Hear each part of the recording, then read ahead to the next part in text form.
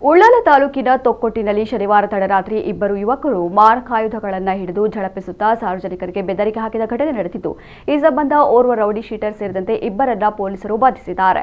ಉಳ್ಳಾಲ ಮಾರ್ಕತಲೆ ನಿವಾಸಿ ವೃತ್ತಿಯಲ್ಲಿ ವೆಲ್ಡರ್ ಆಗಿರುವ 31 ವರ್ಷದ ಮೊಹಮ್ಮದ್ ಶಾಕೀರ್ ಮತ್ತು ಉಳ್ಳಾಲ ಮಂಚಿನ ನಿವಾಸಿ ವೃತ್ತಿಯಲ್ಲಿ ಆಟೋ ಚಾಲಕನಾಗಿರುವ 28 ವರ್ಷದ ಅಶ್ಫಾಕ್ ಬಂಧಿತ ಆರೋಪಿಗಳು.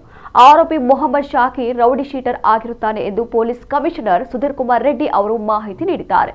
ಬಾರೊಂದರಲ್ಲಿ ಮದ್ಯಪಾನ ಸೇವಿಸಿ ತಡರಾತ್ರಿ 12:15 ವೇಳೆಗೆ ಈ ಕೃತ್ಯ ಎಸಗಿದ್ದಾರೆ ಎಂದು ಪೊಲೀಸರು ತಿಳಿಸಿದ್ದಾರೆ.